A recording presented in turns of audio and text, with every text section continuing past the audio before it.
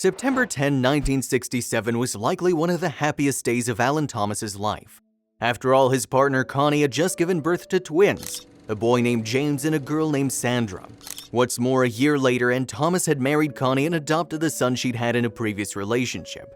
But the good times were sadly not to last. That's because a series of events in the following years would blow Alan's life apart and send him on a journey that can only be described as epic. The story begins, though, in 1966, when Thomas departed New Hampshire for South Korea. He was just 19 years old at the time, and he was sent as a fresh-faced GI to Korea's demilitarized zone, where relations between the North and South were tense. There, he would work on military helicopters, but that's not all he did. Yes, the bright lights of Seoul drew Thomas to the city, as they did many young soldiers in South Korea. And it was in Seoul that he would meet someone who would change his life forever. In fact, Thomas encountered a woman by the name of Pae Song-kyum at the Non-Commissioned Officers Club. Sparks immediately flew too, despite Kyum being 5 years his senior, and they struck up a relationship. As mentioned, Kyum, whom Thomas affectionately called Connie, had a son from a previous relationship, but it wasn't long before she was pregnant again, this time by Thomas. Also, if you have not done so already, please subscribe to our channel and click that notification bell to get inspired by these real-life stories every day. Now, back to the story. Happily, while the summer of love was sweeping across America, Thomas and Connie were staging their own love-in in Korea. And it was only sweetened by the arrival of James and Sandra in September 1967.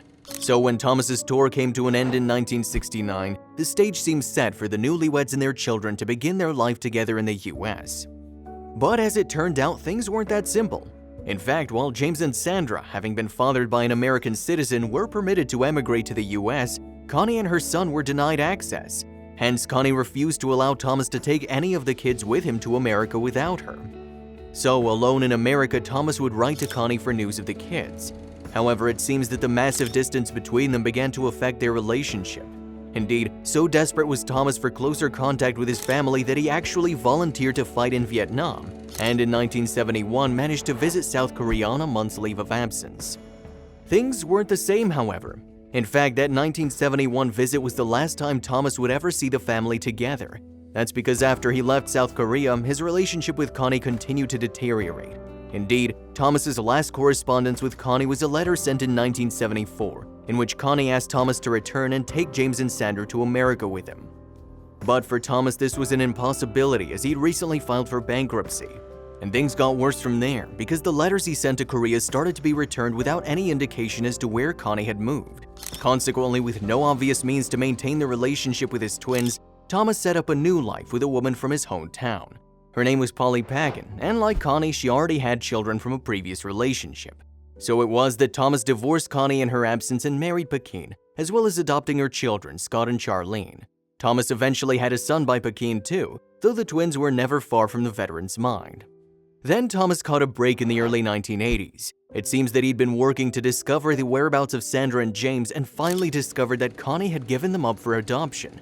Indeed, with the help of the US State Department among others, Thomas learned that they were now being cared for in America. However, owing to privacy laws, he wouldn't be given any more information. All Thomas knew was that the twins had been taken to America in 1976, meaning that they were either 8 or 9 when they were adopted. No doubt this came as a huge blow to Thomas, whose attempts to find his children were increasingly hitting dead ends. "I'm mad. I was highly upset," Thomas explained to ABC News. Fortunately, though, that wasn't the end of the story. In fact, it was the advent of social media that made Thomas discover a fresh opportunity to broadcast his search to the world. So in April 2015, he created a Facebook status pleading for help in his search for Sandra and James. The post was accompanied by images of the twins along with their birth certificates and adoption documentation. "I've been searching for decades unsuccessfully, but have decided that perhaps Facebook could help me to find them," wrote Thomas.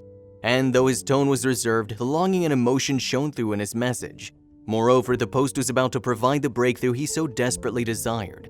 Thomas's story was picked up by someone at ABC, who subsequently put investigative genealogist Pam Slayton on the case. With the help of ABC News' Seoul Bureau Chief Joo-hee Cho, Slayton set about unpicking the mystery of the Thomas twins. However, it wouldn't be easy.